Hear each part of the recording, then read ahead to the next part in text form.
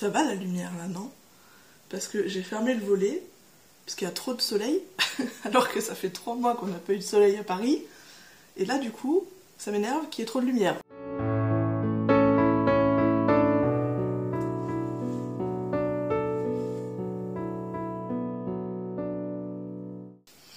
Bonjour à tous, bienvenue dans cette nouvelle vidéo. Alors aujourd'hui je vous propose une vidéo sur mon bilan lecture de l'année 2023. Il va y avoir 5 livres au top et 5 livres flop. Donc 5 livres que j'ai pas trop aimés, on va dire. C'était assez compliqué de faire une sélection, surtout pour les bons livres, parce que j'ai lu énormément de livres géniaux l'année dernière. Mais j'ai aussi lu des livres qui étaient pas ouf et qui m'ont pas du tout hypé. Je suis très contente de proposer à nouveau du contenu sur ma chaîne, ça m'avait manqué et puis ça me fait du bien de prendre le temps de vous faire des vidéos. Je sais pas trop encore ce que je vais faire cette année en termes de vidéos pour YouTube. J'ai juste pas du tout envie de me mettre la pression, donc quand j'ai envie de tourner, je tourne, et surtout je vais essayer de tourner des vidéos lorsque je suis en RTT comme aujourd'hui, où mon copain n'est pas là et où j'ai le temps tout au long de la journée. Donc pour en revenir à la vidéo du jour, je vais vous présenter donc 5 livres cool et 5 livres moins cool. Je lis pas beaucoup, donc je peux pas faire des vidéos où je présente 10 livres chouettes et 10 livres moins chouettes, parce que c'est presque le nombre de livres que j'ai lus dans l'année, donc en fait ça va être un peu compliqué. Même s'ils sont quasiment, enfin j'ai lu 32 livres en 2023, et je crois qu'ils étaient quasiment tous bien, voilà, donc c'est un petit peu compliqué de faire 10 et 10, vous voyez, parce que sinon ça, dans le calcul ça marche pas. Donc j'ai décidé de présenter 5 livres. J'ai essayé de prendre les livres les plus ouf que j'ai pu lire et les moins ouf que j'ai pu lire aussi. Pour commencer du coup dans la sélection des top 2023, je vous propose Eleanor and Gray de Brittany Cherry, qui est sortie aux éditions Hugo Roman. C'est une new romance, puisque bon je lis quasiment que des new romances, voilà. C'est une new romance qui se passe donc en Amérique, comme la plupart des new romances que je lis d'ailleurs. Voilà, et elle nous parle donc de Eleanor et de Grayson, qui au début de cet ouvrage sont des adolescents. Il va se passer quelque chose d'horrible dans la vie de Eleanor, et elle va devoir déménager avec son papa. C'est compliqué pour elle puisqu'elle est amoureuse de Grayson et que Grayson est amoureux d'elle, qu'il est là pour elle, etc. Malheureusement, la vie va faire qu'ils vont se perdre de vue pendant quelques années, mais 16 ans après, ils vont se retrouver d'une manière presque improbable, parce que Eleanor, donc, est adulte, responsable, indépendante, etc., va revenir dans sa ville natale et va devenir la nounou des enfants de Grayson, qui lui fait sa vie depuis le temps, il a une femme, il a des enfants, etc. Eleanor va devenir donc la nounou des filles de Grayson, et ils vont donc se revoir, se reparler, sauf que tout ne se passera pas forcément comme Eleanor l'avait prévu, et comme elle aimerait que ça se passe d'ailleurs. Il va y avoir pas mal de rebondissements, pas mal de drames. C'est un roman qui est assez traumatisant, qui parle de sujets très lourds de la vie. Et Eleanor va vraiment se poser des questions, se demander si elle fait bien d'être la nounou, si elle fait bien d'être à cette place, et si elle a encore de la place dans la vie de Grayson, et surtout dans son cœur. Voilà. C'est dur, mais c'est un très beau roman, et moi j'ai vraiment adoré ce roman, et je vous le conseille si vous aimez la new romance, etc. Enfin vraiment, je vous conseille à 2000% ce roman qui était super. En 4e position, je vous propose Noël au refuge des amoureux de Sarah Morgan, et sorti donc aux éditions, alors c'est HarperCollins Publisher, quelque chose comme ça, enfin c'est des éditions américaines. C'est aussi une new romance en quelque sorte, une new romance de Noël, bon vous le voyez à la couverture, voilà. Dans ce roman, on va suivre Skylar et Alec. Donc Skylar qui est une jeune auto-entrepreneuse qui fait des bijoux et qui essaye de se faire connaître dans le monde par donc son art et sa créativité. Elle va être au début du roman à Londres pour un événement sur ses bijoux, pour un vernissage dans une galerie qui l'a repérée et qui en fait lui a proposé de faire une exposition de ses bijoux. Sauf que cette soirée ne va pas du tout se passer comme elle le pensait.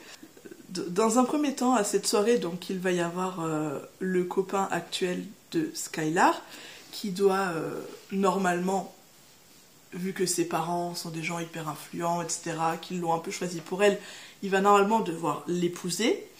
Et cette soirée va tourner au cauchemar avec ce mec, et du coup, ça va être Alec. On ne sait pas d'où il sort, mais apparemment qu'il déteste Skylar au plus haut point, et qui est en fait un ami de leur cercle d'amis commun, qui va débarquer à cette soirée un petit peu poussé par les amis de Skylar, et qui aura très bien fait d'être là. Voilà. Et donc le roman se base sur cette soirée et sur ce qui va se passer à cette soirée.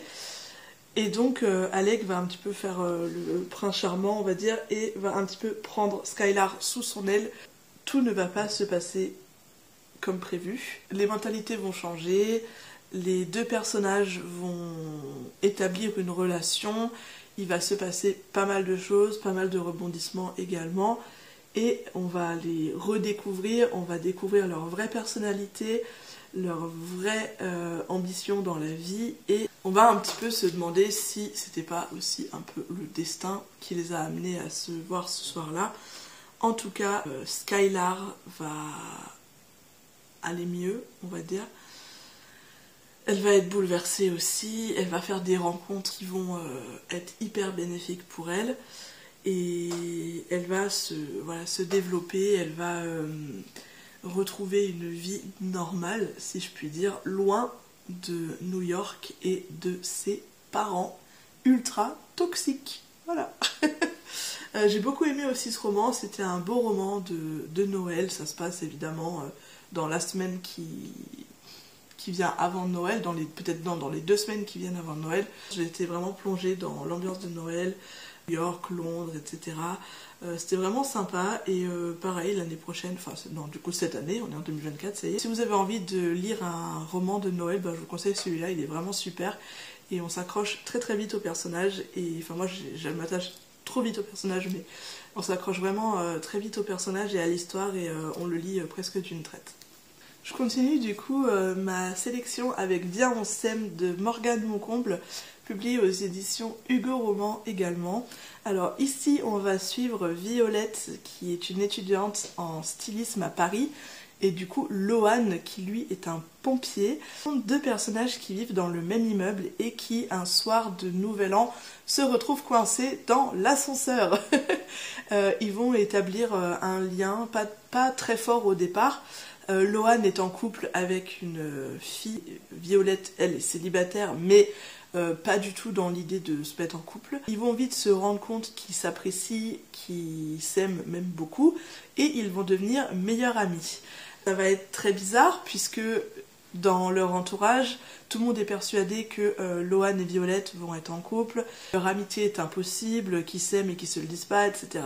Et donc du coup, Violette va en avoir marre d'être vierge, et elle va demander à Lohan d'être son premier amant. Sauf que Lohan, lui, il hésite à fond, parce qu'il n'a pas du tout envie de perdre la relation amicale qu'il a avec Violette. En fait, je pense qu'il a peur de tomber amoureux d'elle.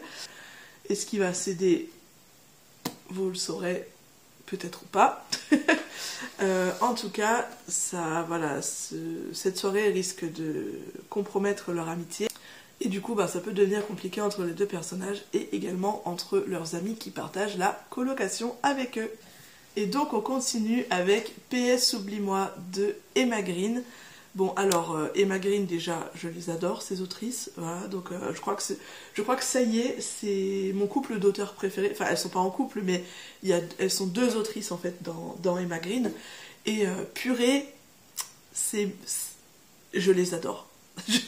J'ai pas d'autres mots, je suis à chaque fois mais complètement bouleversée par leur roman. Vous voyez que j'ai bien annoté aussi, donc c'est que ça m'a vraiment plu. Je suis actuellement en train de lire Love and Lee on Campus, d'Emma Green aussi. j'en peux plus, je suis à la moitié, j'en peux plus. Voilà. Voilà.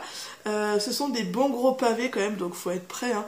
Mais c'est génial et ça se lit d'une traite. Donc ici, on suit Wolf et Léonore, je crois. Oui, c'est ça. Léonore qui est une jeune femme en proie de devenir mannequin et qui du coup va se rendre dans une agence de mannequinat à Paris, c'est donc un livre qui se passe aussi à Paris, va atterrir dans une agence qui l'a repérée, mais le patron de cette agence n'est autre que Wolf, donc un homme avec qui elle a un passé. Au début, elle refuse complètement de s'engager avec lui dans cette agence, de signer un contrat, etc. Puis elle va réfléchir et elle va questionner ses amis, son grand-père chez qui elle vit la plupart du temps. Elle va accepter donc ce fameux contrat dans l'agence de Wolf et elle va devoir essayer de ne pas faire ressurgir son passé. Wolf a été donc son premier amour et également son pire cauchemar. Et 8 ans auparavant, il s'est passé quelque chose de dramatique et lui est encore choqué, elle aussi, et il va essayer de tout faire pour se faire pardonner, pour un peu la reconquérir, etc. Mais tout ne va pas se passer comme prévu dans ce roman. Je vous assure, vous allez chialer votre race, parce que moi c'est clairement ce qui s'est passé. J'ai vraiment été bouleversée encore une fois. Mais de toute façon, Emma Green, New Romance, j'ai envie de vous dire, c'est forcément bouleversant. Voilà. Donc là, c'était le petit 2 de mon top 5 des romans pour 2023. Et donc, pour terminer, on arrive au numéro 1, qui est Jamais plus de Colleen Hoover, et qui est aussi le premier livre que j'ai essayé d'annoter. Et c'était une catastrophe. Voilà. Non, alors, Jamais plus de Colleen Hoover, donc pareil aux éditions Hugo Roman. Une histoire, mais qui m'a tuée. Ça m'a tuée. C'est également la première new romance que j'ai lue, donc en 2023. C'est en 2023 que j'ai commencé à lire ce genre de style littéraire. Je connaissais pas du tout, je savais pas du tout dans quoi je m'embarquais, mais on m'avait beaucoup parlé de Jamais plus de Colleen Hoover, et donc je me suis dit, allez, je le lis, c'est parti. Et ben j'ai pas été déçue, j'ai été complètement bouleversée, c'était ouf.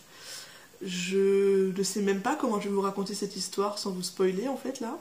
Dans cette histoire, on va suivre Lily et Riley. Donc dans un premier temps, Lily c'est une jeune fleuriste qui vient d'emménager à Boston pour réaliser son rêve d'ouvrir un magasin de fleurs, et on a Riley qui lui habite déjà à Boston et qui est neurochirurgien. Un soir, Lily va avoir besoin de se défouler, d'aller voir les étoiles, et elle va se retrouver sur un toit de Boston, toit qui est en fait le toit de l'immeuble de Riley. Lui aussi va avoir besoin de se défouler ce soir-là, et ils vont se retrouver, se rencontrer sur le toit de cet immeuble. Au départ, ils vont pas trop s'apprécier, mais ils vont quand même se revoir et se connaître.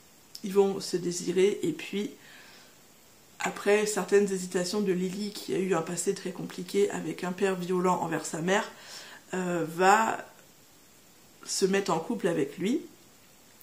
Elle pense que son bonheur est tout tracé, elle pense que elle va avoir une super vie, bien rangée, elle va ouvrir son magasin de fleurs, elle va faire un enfant, etc.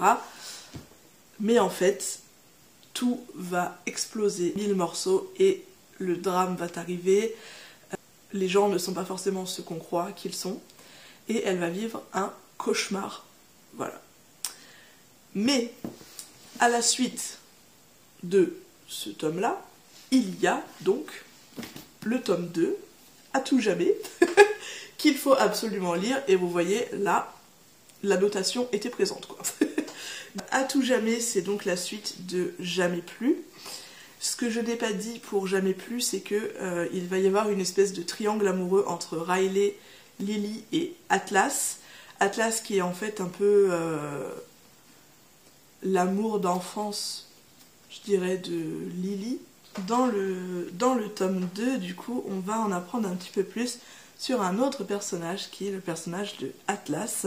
C'est en fait l'amour d'enfance de Lily, et on va avoir plus de détails en fait sur ce qui s'est passé dans l'adolescence de Lily, donc avec Atlas. et elle va donc le retrouver donc des années après. Lily aura donc eu une fille avec Riley et donc voilà, ils sont encore ensemble, etc. C'est compliqué. Mais du coup, Atlas donc, va tout changer dans ce roman et va faire que l'histoire se termine bien et que Lily soit en sécurité. C'est vraiment de très beaux romans que, pareil, je conseille. Ça a été mes 2 premières new romances et j'ai envie de vous dire, c'était incroyable. Donc si jamais vous avez envie de vous plonger dans la new romance, de commencer un peu ce style littéraire, je vous conseille ces 2 romans-là. Parce que vous allez avoir un petit peu tous les traits de la new romance, donc les personnages perturbés, les histoires qui se terminent plus ou moins bien, l'évolution des personnages avec leur passé compliqué, etc. Je pense que vraiment ce sont 2 romans qui relatent un peu de tous les faits de la new romance, voilà. Et les personnages sont vraiment très bien décrits, les scènes sont très bien faites. Attention, il y a quand même des petits trigger warnings à ne pas oublier, c'est-à-dire qu'il y a des scènes de violence, ça parle de femmes battues aussi, donc il faut quand même faire attention si vous êtes sensible à ça, ce qui a été mon cas et moi j'étais pas au courant, du coup bon voilà. Après j'ai fini de les lire, j'ai adoré ces livres malgré tout, parce que c'est très bien écrit, c'est très bien expliqué, ça fait vraiment partie de l'histoire, mais c'est violent, voilà. Donc je vous préviens juste, mais c'est quand même de très beaux livres et ça se termine très bien, voilà, au cas où. Donc voilà pour ma sélection de romans incroyables pour cette année 2023. Du coup, donc pour continuer cette vidéo, je vous propose maintenant mon top 5 des flops de l'année 2023. Et donc on va commencer avec Le Prince Cruel de Holly Black, sorti aux éditions Rago. Alors, je vais pas du tout prendre la peine de vous raconter l'histoire parce que je vais m'emmêler les pinceaux. C'est tout simplement une histoire avec 3 sœurs qui ont été enlevées au monde réel après la mort de leurs parents. Et elles ont atterri dans un monde magique, dans le monde de Thérapie, je sais pas comment ça se dit, pour en fait être redonnées à leur père biologique, qui est un élément hyper important du comté de Domelf, voilà. C'est en fait de la lecture fantastique et je ne comprends rien, voilà, clairement. Je n'arrive pas à prononcer les noms, voilà, donc là vous l'avez vu, j'ai sans doute très mal prononcé. Et du coup ça m'énerve, déjà ça c'est un truc qui m'énerve de dingue. Et en plus, je suis pas du tout lecture fantastique et j'ai eu énormément de mal à me mettre dedans. Je l'ai pas terminé, hein. Il me restait ça du roman, j'y suis pas arrivée. Parce que ça parle beaucoup de politique dans le royaume, etc. C'est vraiment... très magique et ça me plaît pas. Je préfère vraiment les romans peut-être modernes, peut-être dans le monde réel aussi, et du coup ça m'a pas plu du tout. Donc pour moi ça a été un flop, mais j'ai voulu essayer quand même. J'ai essayé le fantastique, ça m'a pas plu et donc j'ai décidé de mettre Le Prince Cruel dans la catégorie des flops. Voilà, j'ai peut-être pas commencé par le meilleur roman fantastique non plus, mais bon. Je me suis dit, c'est hyper connu, il y a une hype de dingue autour de ce roman, bon, je vais essayer. Bon, c'était un peu une déception, voilà. Ensuite, donc, en 4e position, arrive The Bucket List de Alice Desmerveilles, donc sorti aux éditions Plume du Web. Alors, c'est pas que j'ai pas aimé, parce que bon, j'ai bien aimé un petit peu quand même l'histoire du quarterback hyper connu, etc. Bon, complètement à l'américaine, quoi, comme d'hab. C'est un roman où on va suivre donc Lily et Maël, et du coup Maël c'est le quarterback et Lily c'est donc la sœur du meilleur ami de Maël. Elle va s'installer un peu illégalement dans la coloc sur le campus, dans une coloc où il y a du coup que des garçons, et elle va avoir en fait pour devoir de surveiller son frère qui part un petit peu en cacahuète. Voilà, sauf que Maël, qui est donc dans cette coloc, déteste Lily et Lily déteste Maël. Ils vont finalement peut-être un petit peu plus s'apprécier, on va peut-être un petit peu plus s'occuper de ces 2 personnages qui peut-être pourraient établir une relation amoureuse, on ne sait pas. 3e position, on va avoir Prendre la vie comme elle vient de Karen Ponce aux éditions Fleuve. Alors, ce livre-là, je l'ai mis dans les flops, parce que pareil, j'ai pas trop aimé. En fait, c'est l'histoire de Alice et de Aymeric, donc ils sont un couple marié depuis une 20aine d'années. Un matin, Alice va un petit peu se rendre compte que sa vie elle est toute pourrie et du coup elle aimerait bien pimenter un peu les choses. Sauf que ce même jour, il va se passer un événement traumatique dans leur couple. Une catastrophe, un accident, quoi, un truc énorme. Et du coup, Alice va se rendre compte que sa vie va complètement changer, elle va devoir faire des sacrifices, elle va devoir tout revoir à zéro. Ça y est, hein, du coup sa vie sera pimentée. Et en fait, donc ce roman parle un petit peu des différentes vies possibles qu'elle s'est imaginées après le drame. Voilà. J'ai pas trop aimé parce qu'au début j'avais pas compris. Et c'est que à la fin, je me suis dit mais merde en fait, elle est en train d'imaginer. Mais j'avais pas du tout compris. Alors bon, je lis pas depuis très longtemps pour avoir cette espèce de sixième sens, de savoir en fait si c'est une imagination ou si c'est dans la vie réelle. Mais j'avais pas du tout compris et du coup bon j'ai lu le livre jusqu'à la fin. Mais malgré tout, je sais pas, ça m'a pas transcendé quoi. Voilà. En deuxième position, donc on a Noël à la fabrique de Virginie Guélin et sorti aux éditions Avril sur un fil. Tout comme The Bucket List, c'est vraiment une romance que j'ai trouvée lente. Et en fait, on dirait pas comme ça, mais c'est long et les pages sont tellement fines et j'en pouvais plus en fait de lire ce livre. Du coup, donc là, on est sur une romance à distance entre Noélie et David. Donc Noélie, elle est retournée donc en Alsace, à Strasbourg, avec ses enfants, ses 3 enfants. Et David, lui, est resté à New York pour le travail. Il s'est passé, pareil, un drame dans leur famille qui a fait que les enfants de Noélie ne pouvaient plus vivre en Amérique. Ils sont donc rentrés en Alsace où la sécurité était bien plus présente qu'aux États-Unis. Et donc Noélie, ça fait 1 an et demi qu'elle est à Strasbourg, qu'elle a un petit peu refait sa vie, elle a un travail, les enfants sont scolarisés en France, etc. Et elle a également retrouvé sa famille originaire d'Alsace. La famille a une fabrique où ils font des choses de Noël, il me semble, oui c'est ça. Cette fabrique va en fait avoir une importance pour David et pour Noélie. Tout au long de ce roman, en fait, on ne sait pas vraiment si David et Noélie vont continuer leur relation, puisque c'est une relation à distance qui est compliquée. David doit rester à New York pour le travail, mais va peut-être avoir une opportunité d'aller à Londres pour son travail, et donc va sans doute se rapprocher de sa famille. Noélie, elle est un petit peu dans le doute, elle sait pas trop, elle se demande si son mari est fidèle malgré la distance, etc. Ils s'appellent quand même tous les jours en FaceTime, mais malgré tout, elle commence à avoir des doutes, sa vie ne lui plaît plus forcément autant qu'avant, et miracle, un petit événement adorable va arriver dans la vie de Noélie et va faire que David va sans doute prendre des décisions importantes et que les choses vont plus du tout se passer comme elles devaient se passer. Et il va y avoir un petit remaniement dans la famille, dans la fabrique et dans la vie du couple, plutôt de la famille de Noélie et de David. C'était sympa. En plus, ça se passe à Strasbourg, donc c'est ma ville natale, c'est l'Alsace, c'est ma région, c'est mon cœur, c'est ma vie, voilà. J'ai voulu le lire pour ça, en fait, déjà, parce que ça se passait à Strasbourg. Mais, c'était long. C'était long, alors bon, je sais pas si vous aimez ce genre de romance, mais pareil, si vous aimez les romances qui prennent leur temps, allez-y pour Noël à la fabrique, vous allez pas être déçus, voilà. Et pour terminer dans la catégorie des flops, je vous propose Un lama pour Noël de Céline Olinsky, donc sorti aux éditions Charleston. Alors, c'est pas que j'ai pas aimé encore une fois, et tous les romans que j'ai lus cette année, je les ai aimés de toute façon, mais pareil, j'ai pas du tout accroché à l'histoire de Lina et de Yaya, qui en fait sont partis au Canada pour échapper aux fêtes de Noël. Donc on va suivre Lina, qui est une jeune femme, accompagnée de sa grand-mère Yaya, qui va la suivre dans son périple d'un Noël au Canada.